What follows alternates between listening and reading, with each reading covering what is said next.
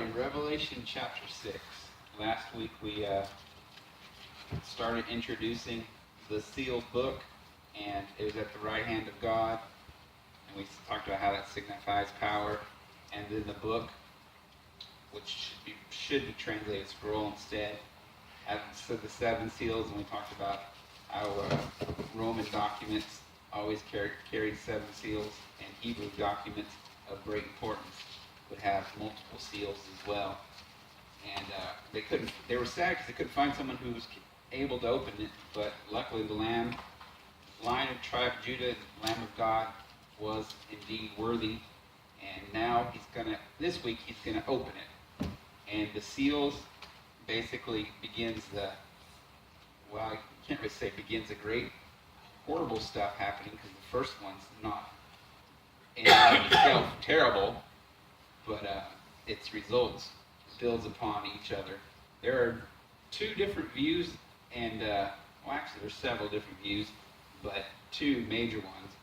One, some believe that this is the start of the tribulation, with the first seal being open, and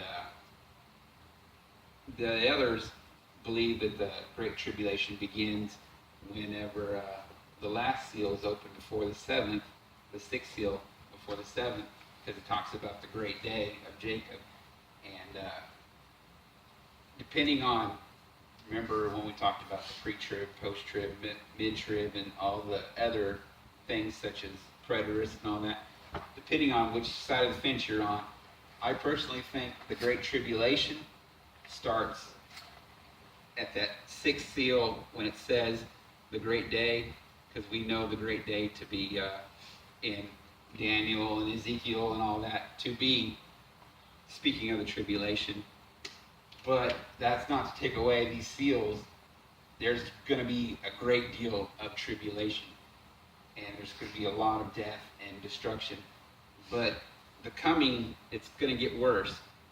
But that's why whenever Paul talks about, hopefully I'm in camera view, that's why when Paul talks about until the man of sin is revealed, by no means will the end be. And the reason he says that is because the tribulation begins once the man of sin is revealed. He gets revealed during this seal process, and that's another reason why a lot of people believe that it is when he says the great day. And we'll talk more about that when we get closer to it. But keep in mind, because I try to, when I teach, I always try to say multiple things about the same thing, because I'm not going to say, well, I'm just not going to be your friend if you don't agree with me, because it just doesn't work that way. Nobody knows. For all we know, everyone could be wrong, and God could have a totally different plan. None of us are God, and what we do know, He is coming back, and we need to be ready. That's what we can definitely agree with, for no doubt. So verse 1, and I saw when the Lamb opened one of the seals, and I heard as if it were a noise of thunder, one of the four beasts saying, "Come and see." Of course, we know that this comes after the rapture, which happened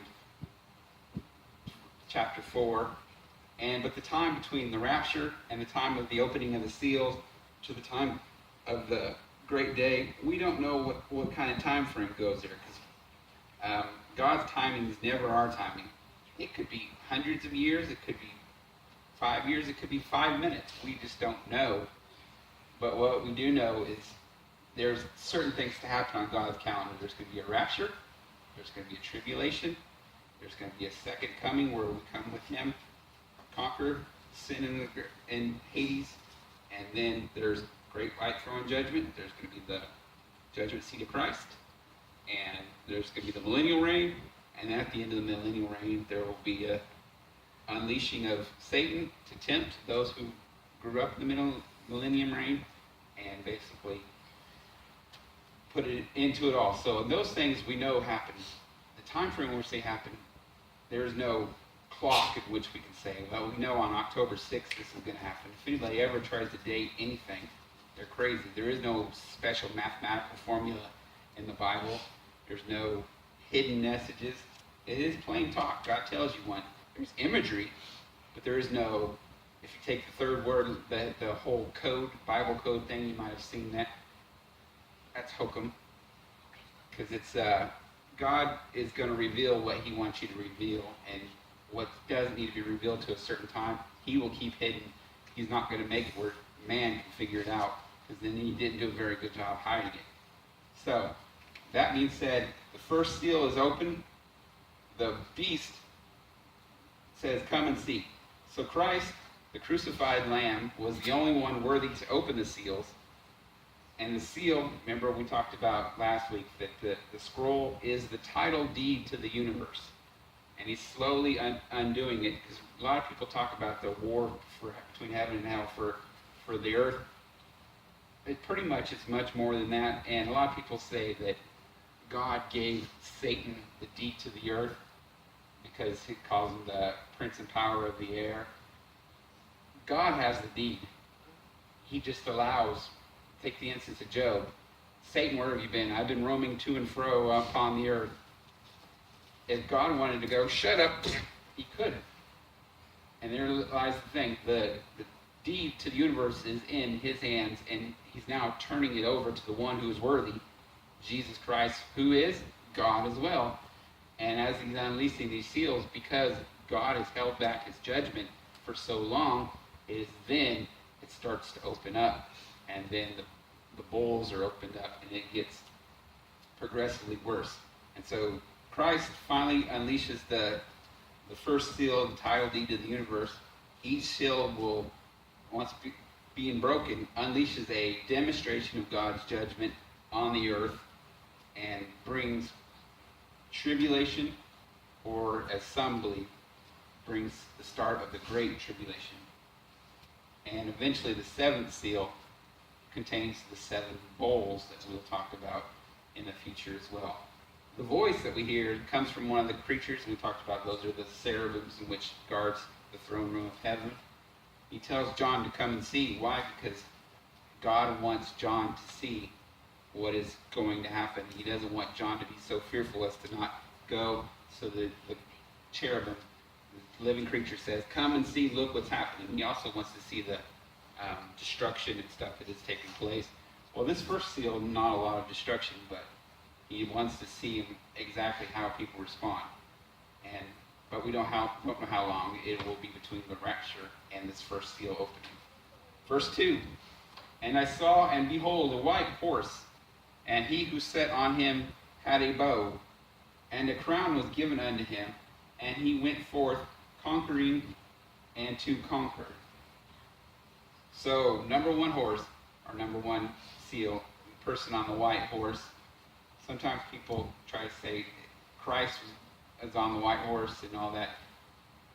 Don't get ahead of ourselves. That's in the future. This is nothing to do with Christ other than setting up the Antichrist. They were people thinking, hey, white horse, because this is what they've been taught.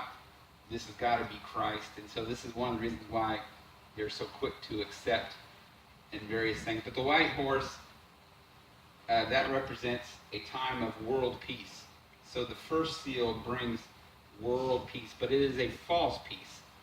How do you have world peace and have it being false peace? It's because the pretense is that it is. There's no real...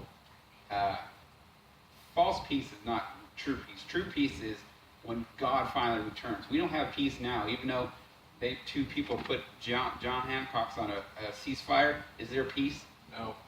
Eventually somebody throws a rock at somebody else and it all starts again. And so this false peace is just basically an idea of peace, just as what we have now. There are countries that have peace agreements and all that, but it could change at the drop of a hat. So this peace is a false peace. And it is short-lived also. The peace will bring a series of false messiahs. And that's key to remember, a series of false messiahs. People pop up and say, I am the Christ. I am the Christ. I am the Christ, because that's what we're told by Jesus himself and other parts of Daniel, Ezekiel, etc., that there will be. Remember how he's talking about, if someone says he has arrived, don't believe it, don't go there. And that's kind of what that will be during this time frame. Because remember, the church is already gone. So who is left down here that God would still care about? Israel. And Israel is still looking for who? The Messiah. And so if they're looking for one, even though Jesus was already that one, someone claiming to be and who fits all the criteria, they may be suckered in. God keeps his promise to his chosen people, and this is why this series of antichrists come, because they're trying to take advantage of that seemingly having peace. And eventually this will lead to the Antichrist, and you see that in Matthew 24, verses 3 through 9. He who sat on it, the 4 horses and their riders, do not represent specific people or certain people, but they certainly have attributes of certain people, and most notably the Antichrist. John paints the whole world, John points that the whole world will follow his peace. How do we see that? You see that in verse 2. And behold, on a white horse he sat on him, and a crown was given unto him. And so they're giving it to him. So the world accepts the peace and points to it, and the whole world will follow this false peace. The bow. Now, a bow is often a symbol of war, especially during this time frame of, not in the future, but in John's writing. But what's missing from the bow? The arrow. There's no arrows. So this is basically what this tells us, is this person is not coming in the name of war, but is preparing for war. And the lack of arrows implies that his victory will be bloodless. In other words, it's going to be a political victory. It's not going to be him driving in with the tank saying, I'm here and you bow to me. No, it's going to be a political, bloodless coup, because they're going to see him and he's going to have all the right, say the right things. He's going to be charismatic. Everything is going to go their way. So they'll be like, yes, we're going to follow you. So it's going to be a bloodless coup, and there won't be, because there's no arrows. Now the crown he's given, this is, for the Greek word, is the same word whenever we talk about a crown, like I race for a crown. It's the little wreath that the winners of the race in the Olympics and stuff would get. And so it's not the crown of like a king's crown, but the symbolism is certainly there. And what is key and what is the most scariest part is what happens with this crown. And a crown was given unto him. He didn't take it. He didn't ask for it. It was given to him. And that's because of the whole political maneuvering and the whole charismatic thing. Kind of like, oh, you look like the best person to be, if you've ever done jobs where there's a group, someone gets picked because they seem to have the qualities of a leader. That happens to me all the time. Like, you're in charge. And it's like, okay, I don't want to be in charge.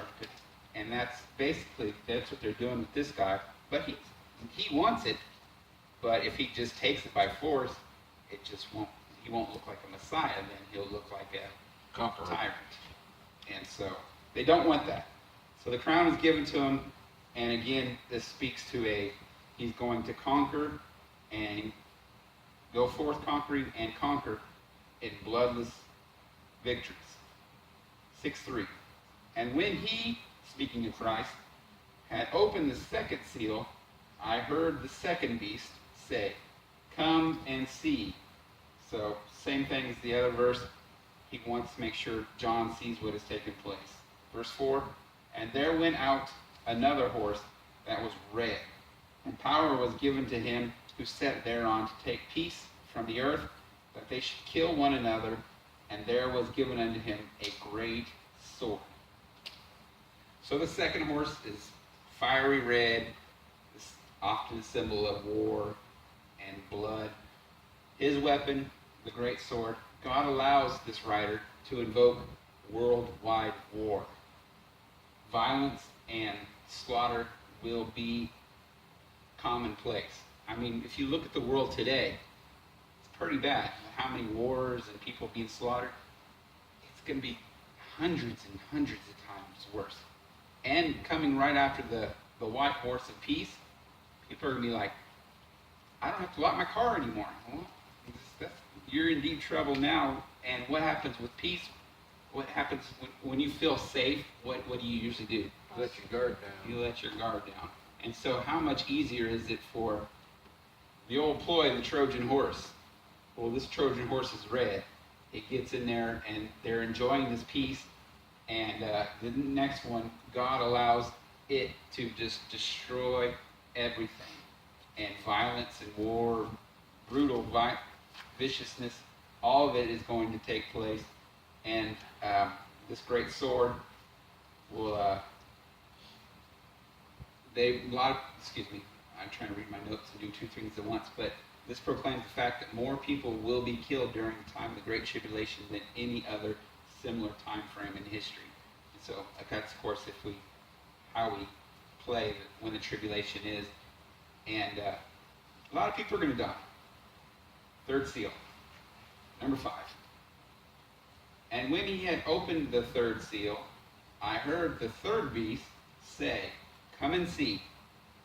And I beheld, and lo, a black horse, and he who sat on him had a pair of balance or scales in his hand.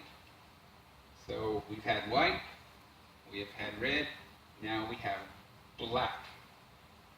The third seal, the black horse carrying scales. The black signifies famine. Flip with me to Lamentations 5, 8, and 10. Lamentations 5, 8, and 10. Lamentations is right around Jeremiah range. Lamentations 5, 8, and 10. It's Jeremiah wrote this, and he's basically, it's a prayer of repentance and guilt. Page 8 through 10. 1361 for the people in the back. And it says, "Servants have ruled over us. There is none that does deliver us out of their hand. We got our bread with peril of our lives because of the sword of the wilderness. Our skins was black like the oven because of the terrible famine." Why do we flip back there? Because what he's saying there, because our skin was black like the terrible famine. The wording is what we need, the black part. Black symbolizes the famine. In a worldwide war caused by the red horse, what is going to happen to the food source? It's pretty much going to be used up. It's going to be destroyed. It's going to be dealt with, kind of like our own Civil War. What finally defeated the South was they marched the March of the Sea. They burned up every single food source. They did everything. Nothing they could do, and nothing could grow anymore because they had scorched the earth. And that's what finally got them. And the people in the South were so hungry and so defeated, they're like, well, let's just give it up. Granted, that was only a small section of the South, but when you kind of rip the heart out of something, it's no more reason to go on. And that's the same ploy as a lot of other wars. That's what Hitler was attempting to do. Hitler, with his blitzkrieg approach, was let's destroy the food source and do all that we can to make them miserable, and then we can conquer them a lot easier and waste a lot less bullets. And of course, he didn't really care how it happened because they were Jews and they didn't deserve to live in his mind. But that's a very common approach all the way since from the ancients all the way up until modern day. Some of the guerrilla warfare in the Middle East and Africa is sabotaging the food sources. But really, if you can mess with somebody's food and water supply, you can pretty much mess with them big time. Because if you've ever watched a movie on anything apocalyptic, whether it be rapture, end of the world stuff, or zombies, or whatever it may be, the biggest fight does not come from money or guns and all that. The biggest fight is over water and food. And why? Because you need that to live. You don't need clothes. You don't need various things. You need food to live. You need water to live. Take that away, you die. And so this third horse is more devastating than the red one. Even though the red one, they're going around slaughtering everybody, this third one is basically, well, we killed you. Now we're going to starve the rest of you to death. And so the food supply begins to deteriorate, and all thanks to the red horse. And basically the famine is on a fairly huge scale. And speaking of scale, a pair of scales, or a measure, whatever King James Version used, I can't remember now, it's balances. Their scales. That's a device that was very common to use to measure food for the marketplace or whatever. And this represents the scarcity of food that will happen due to this changing of the famine, excuse me. And so what's going to happen? Think of countries that are already seeing famine. You're going to have rationing. You're going to have food lines. What happens in a country with food lines and rationing? Some of you were old enough to remember when we were rationing during the wars. And what happened? People fighting, breaking. Hey, it's my turn for gas, not yours. And over simple things. This is a million times worse. What's going to happen? People are going to start killing other people for their ration or to get further in line so that they can get food sooner. And this is just going to escalate the violence. Everyone's went from peace to war to survival. And verse 6 kind of gives us an idea how bad it's going to be. Verse 6 reads, "And I heard a voice in the midst of the four beasts say, a measure of wheat for a penny, 3 measures of barley for a penny, and see you hurt not the oil and the wine." What's all that mean? Well, a measure, putting it in normal terms instead of King James terms, a measure is a quart, and of a wheat, and a penny is a denarii, which represents 1 day's wage. So now when we look at it, we can see 1 quart of wheat was enough nutritional need for 1 person for 1 day. So 1 quart of wheat would feed 1 person 1 day. And how much does that cost? 1 day's wage. So imagine, try to do in your head your 1 day salary, and you got a family of 4 or 5, and it's like your salary feeds you. And so what's going to happen? You're going to look for a cheaper bargain, right? That's what the next sentence. 3 quarts of barley. Usually barley was so low in nutrient scale and so worthless, that was the animal feed. Humans didn't consume barley because it had no nutritional value compared to wheat. If you had wheat available, why in the world would you want to eat barley? And so that you could get 3 quarts of barley for 1 day's wage. But the problem with barley, even though 3 quarts can feed 3 people, a small family, you're not getting the nutritional need for survival. So eventually, malnutrition is going to set in, and you're going to have like the African bubble babies, bubble belly babies, running around because they're not getting the nourishment that they need. And what's going to happen to the morale of people? You see how this is setting up the Antichrist, and how bringing in life being so bad, finally someone says, I'm going to put it into this. They're going to, yes. And that's why all this horrible stuff makes it so easy for the Antichrist to come in and take control, because looks promising. right, you were destroyed, you had peace, and that's what you want again. You were killed, now you're starving to death, you can't afford to eat, your babies are getting bubble bellies and all that. And to finish off verse 6, it says, do not bring harm. Let me read it. And see you hurt not oil and the wine. Now, oil and wine are probably the 2 biggest staples of that time frame's food source. And so I don't know what it would be today other than water and something else. But you needed oil to make bread, which is you needed the bread to survive from the wheat. And the wine, what the wine did, we know wine is used for medicine, so is oil, by the way. And wine also works as a water purifier. We haven't got to that yet in our Sunday morning service where we're talking about wine.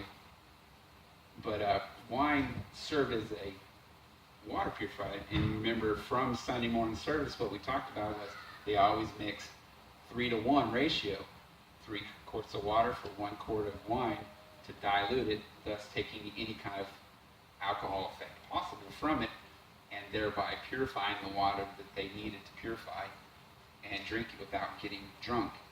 And so, if you take that away and you're drinking water that is contaminated and you can't purify it in any way, another thing, your water source. If you're drinking contaminated water, think of the people who are stuck out in the boat in the middle of the ocean. What do they usually die of?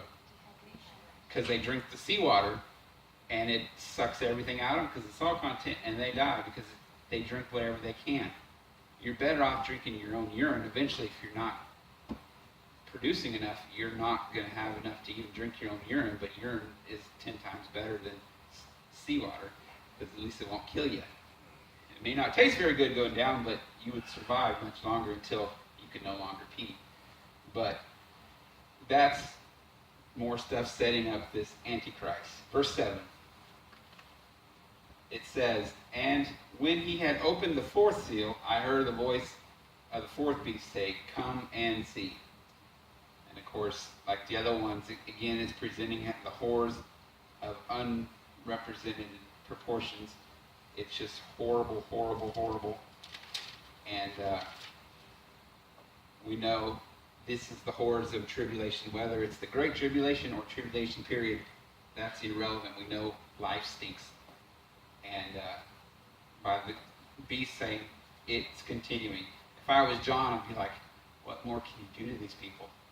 Makes me glad that I won't be here when it happens. Hopefully. Yeah, and so, yeah, that's true. Hopefully the pre-trib is true. But ultimately, it's going to be very, very bad. Verse 8.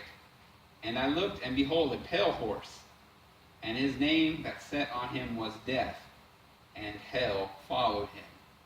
Should have been translated Hades. "And power was given unto them over the 4th part of the earth to kill with sword, and with hunger, and with death, and with beasts of the earth."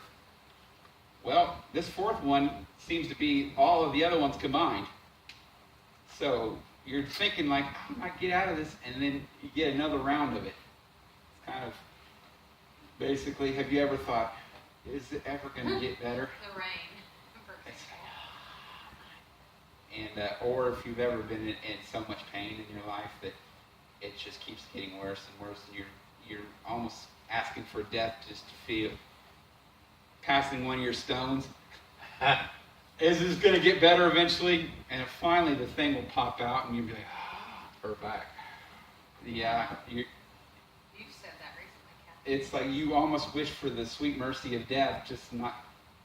When I got my first Neupogen shot during my cancer treatments, I almost wished I was dead rather than feel that pain, because they didn't tell me it was coming. They said it may cause bone pain. This was not bone pain. You're 55. It's like they stuck it in there and it felt like rods were pushing through my bones. And that was the worst pain I ever felt. And I've been in quite a bit of pain. I've broken ribs. I've done all sorts of things. I've never been in so much pain in my life. And you couldn't get comfortable and couldn't sleep. And I have a super high threshold of pain. If I'm griping about a pain, it's pretty bad. Unless I'm just trying to get some sympathy, hugs from my wife or something. But if I'm griping about pain, it is this. I actually told my wife to call the hospital because it's how bad it was. I don't usually gripe and complain. It was unbelievable. And they said, they're like, oh, that's normal for that kind of. Really? You could think you could have warned me? And so that's what the people, John's probably looking down on those people. Is it ever going to get any better for them? They must have not had a shot. No. If you have never had it, then you have no idea what it is like. Those who've had it all say the same thing. This now is pale horse coming, with a culmination of everything, and life is not good. The fourth seal of the pale horse on its rides death and Hades. It's given the power to kill, to starve, and to do everything they could. By the way, this is just a FYI. I spent a lot of money learning fancy words. I want to use it. The Greek word for pale is the exact same word that we get our English word chloroform from. Or chlorophyll, excuse me, not chloroform, chloroform. That's what you knock people out with, chlorophyll. And that's just your nickel word for the day. Pale. Pale is the Greek word for pale is the same word that we get our word chlorophyll from. And so this pale represents death, of course, very symbolic of death. When someone looks like they're dying, the way they usually tell you, man, you're looking really, really pale. Yeah. It's quite symbolic for death or dying. And it's going to be able to kill and starve people. The horse and rider kill, they say, basically like 25% of the world's population. There's already a lot of people dead, and we're not even to the worst part yet. We're not to the part where the blood is up to the horse's bridle.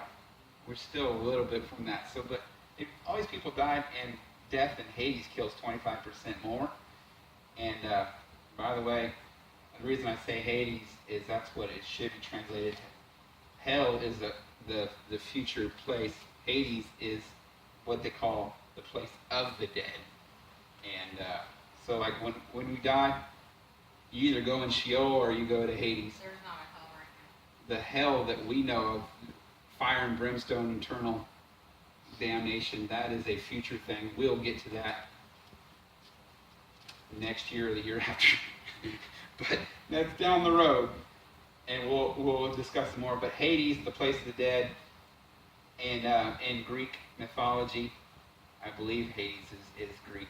I'm not up on my Greek and Roman gods, but the Greek god of death is Hades, and so another reason why they use this picture of death and Hades.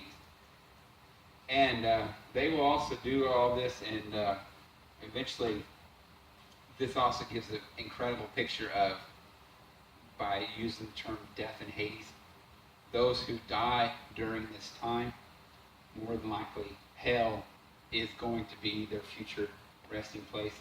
And if you want to jump up real quick to Revelation 20:13, and you may be familiar with this verse. This is the great white throne judgment time. But 20:13 says, "And the sea gave up the dead which were in it."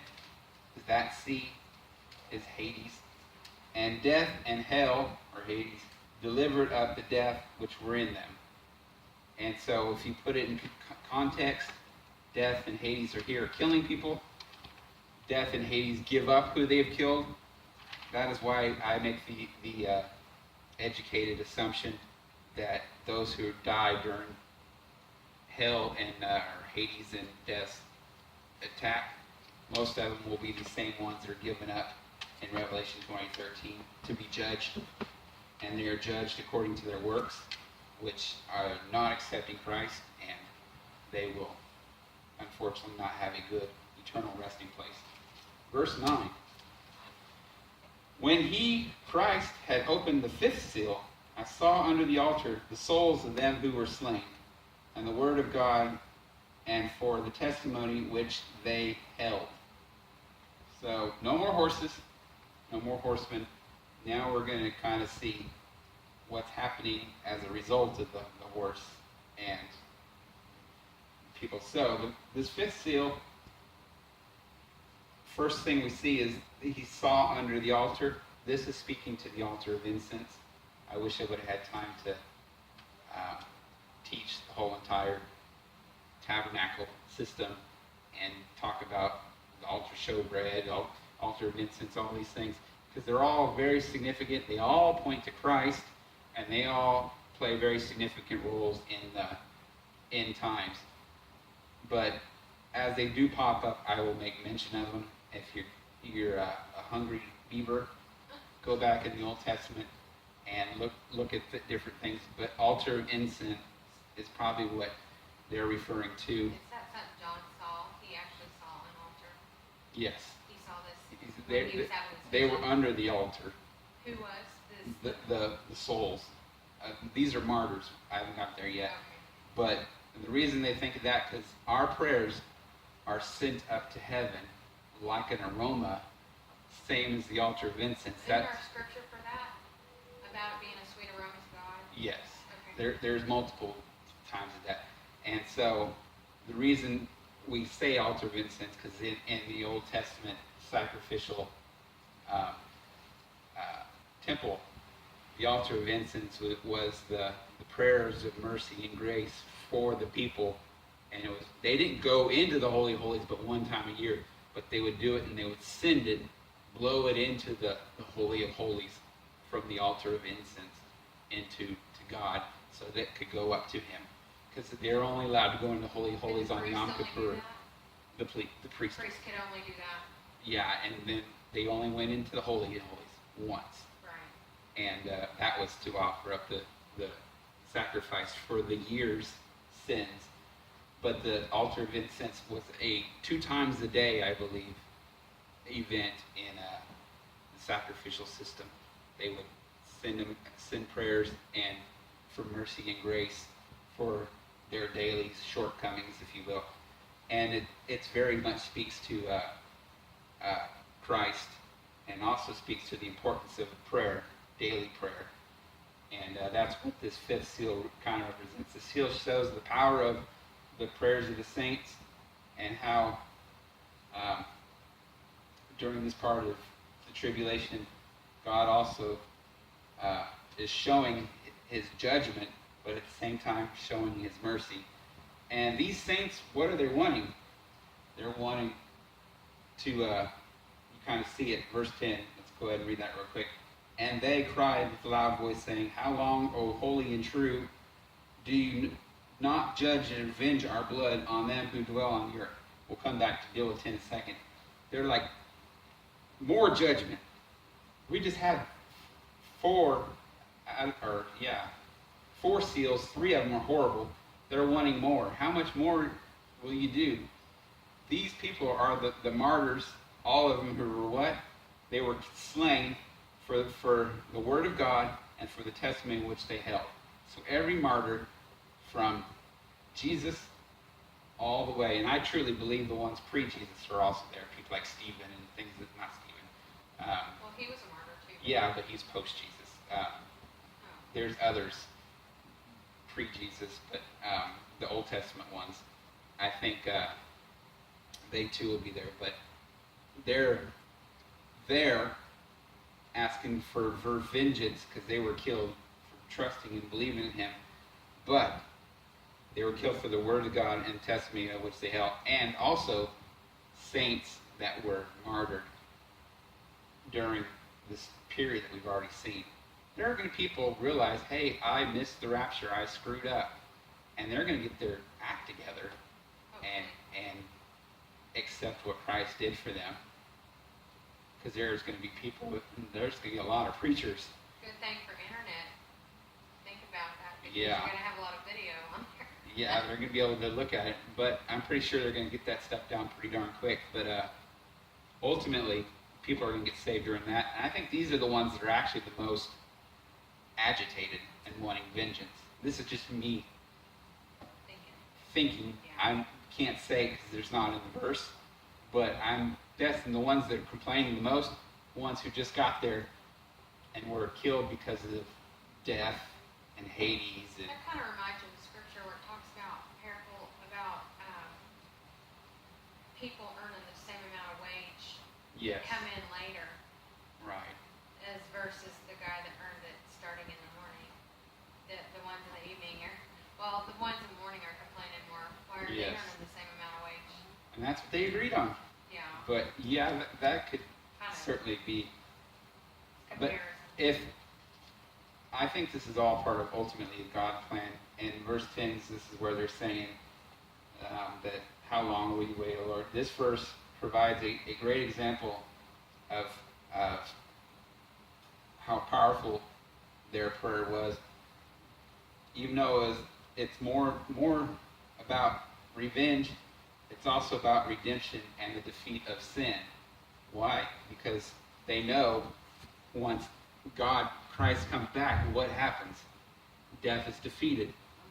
And everything. So they're actually, at the same time, it may sound quite rude and mean, go kill them already, instead of being merciful, they're actually being quite merciful. And that the sooner that Christ can return, the sooner death and things. But God, wanting that no man shall perish, holds off and does not go. They want divine judgment. They want to bring peace now. But God is true to his word, not wanting that none shall perish.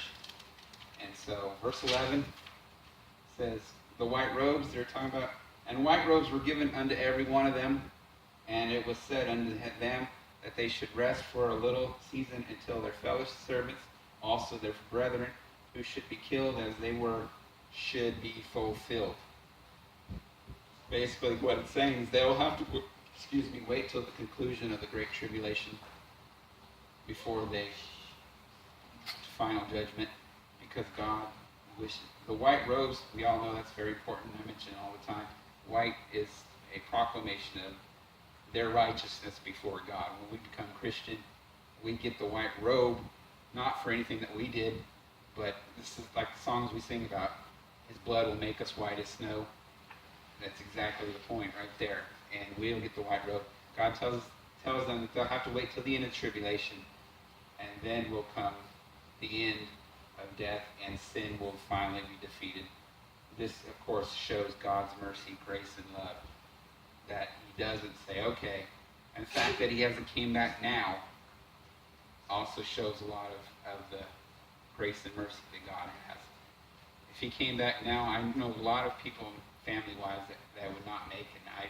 I'm glad that he hasn't come. But there's on some days that, Lord, come quickly, because of how bad things are. I really fear for Alana's world. If ours is this bad, what's her world going to be like? What's her kids' world going to be like? Seems like it's doubled each generation on sin. And I don't know how much longer God can wait, but Triple. I still think we're not quite in the times of Noah. There are still enough of us old fuddy-duddies that believe God is truth and things are black and white to keep some symbolism of righteousness, if you will. Whereas eventually the fuddy-duddies and the false teaching that goes on in 99% of the churches, they're going to be all brain dead, because the only thing that they're getting is the gospel according to Woody and things of that nature for sermons, and then they won't know salvation from a hole in the ground. And by that time, it'll be like the times of Noah. Everyone's going to be out doing what is right in their own eyes. Drinking, we drink and be merry, for tomorrow we die. The whole proclamation of the Greek and Roman culture. And so, they've got their white robes. The sixth seal, we should be able to try to clean this up real quick.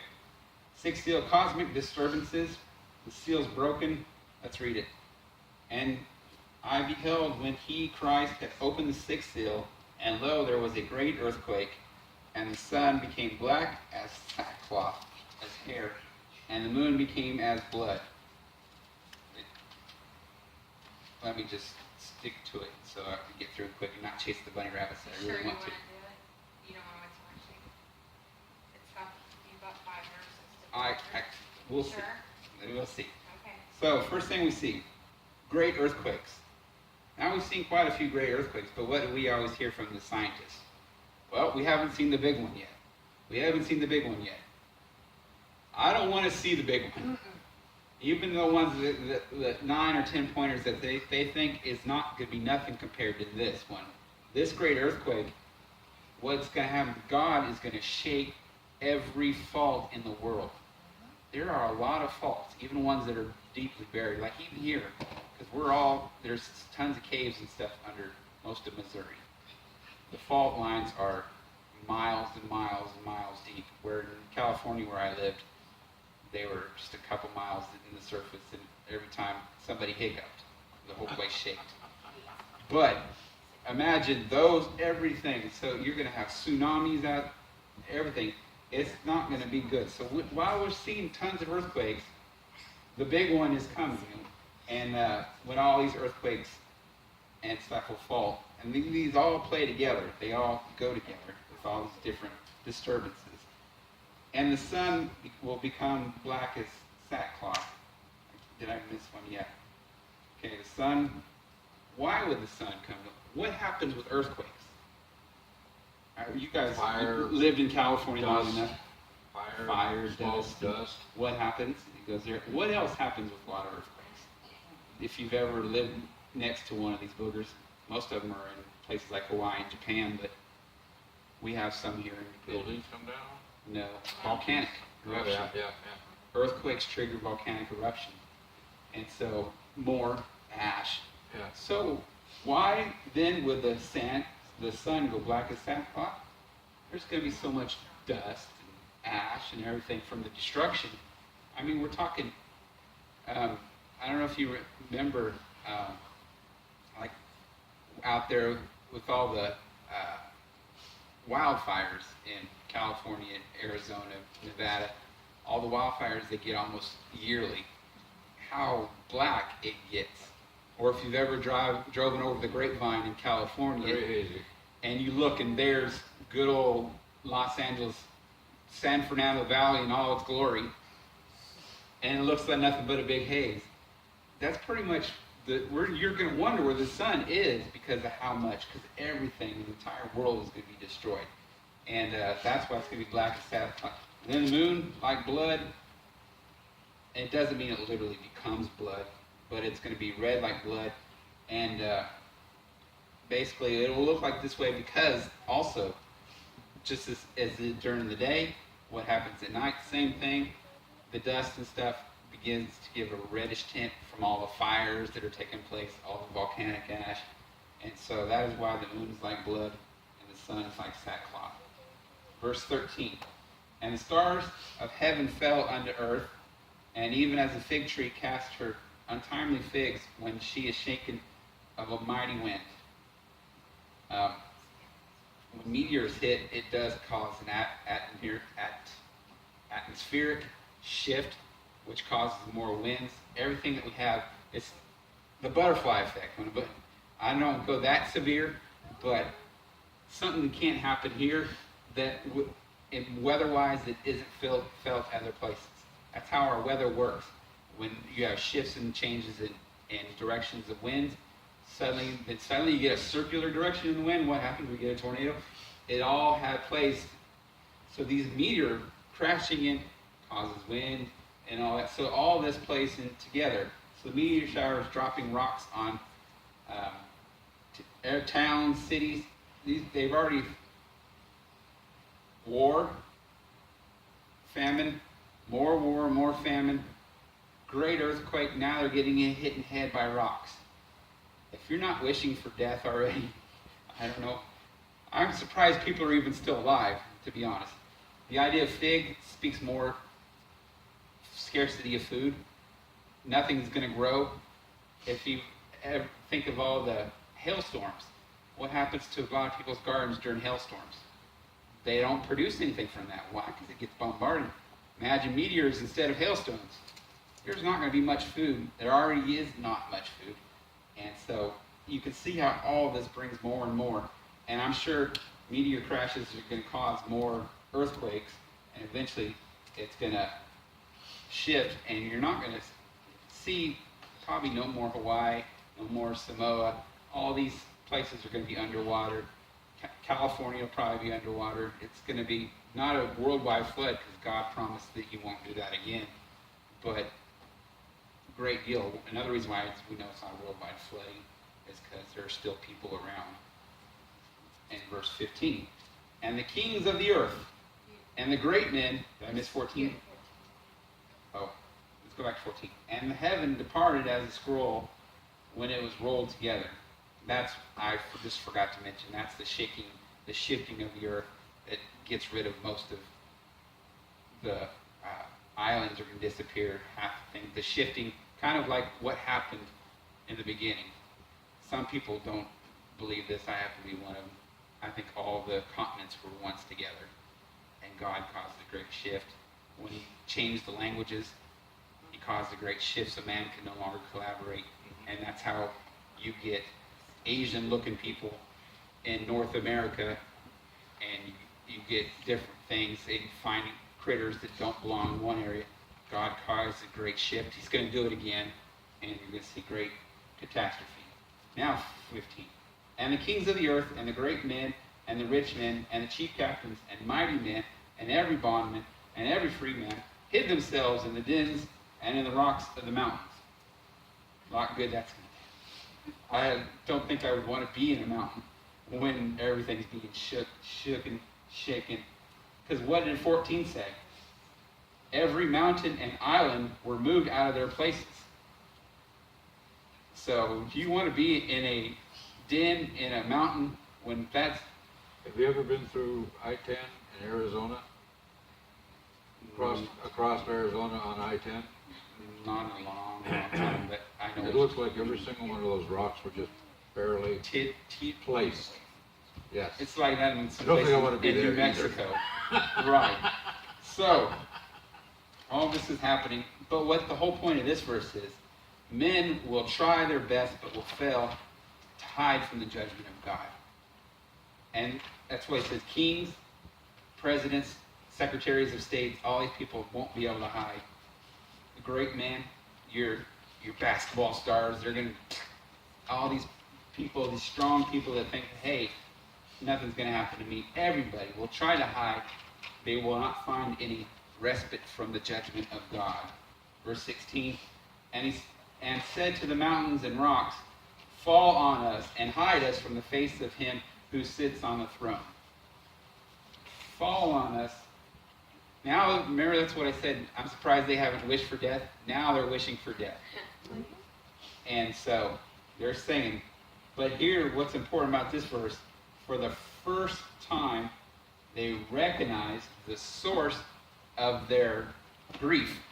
They finally look up and say, God's doing this to us because we screwed up.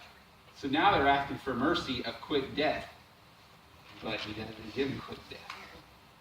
But the important thing is, first time they see the reason for their trouble, and the reason for their trouble is the one whom that they rejected. The next part. From the wrath of the Lamb. Who's the Lamb? Jesus. And who would have saved him from all this? Jesus. And there lies the key. Man finally recognizes. Remember, all these people, they want to take Jesus out of everything. Don't say Jesus. And finally, they're going to look up and say, Jesus. And it's like every knee will bow, every tongue will confess. You may say there's no God now, there's no Jesus Christ. He's just a humble fish. When you're asking for a rock to smash your head in because your life really stinks, you're going to finally recognize the source of your trouble and say, Jesus. Not in the Jesus as a curse word. You're not going to say Jesus H. Christ or anything. You're going to be saying, Jesus, please, just kill me already. And now it's kind of like he does that with us as a mankind. He finally gets us to that point where we get to our wits' end. That's usually when he works best in getting you to come to him to begin with. Sometimes he has to hit you in the head with a rock a few times to get you to come to him. And so that's all I pray and hope for my loved ones that don't know Jesus, that God sends rocks upon their head to get them to come to him. But they finally recognize their source of their trouble, and that is the wrath of the Lamb. The Lamb is the Savior today, tomorrow, and forever, and he is judge. Verse 17, and we're finally finished. For the great day of his wrath is come, and who shall be able to stand? As if things weren't bad, now here comes the great day. And many believe the great day that is coming is the great tribulation, which will last for 7 years. And who shall be able to stand? This refers to the fact that man has set himself against God ever since the fall. No man will see exactly how powerful God actually is. And so this great day, as I said, refers to the day of the Lord, Jacob's trouble.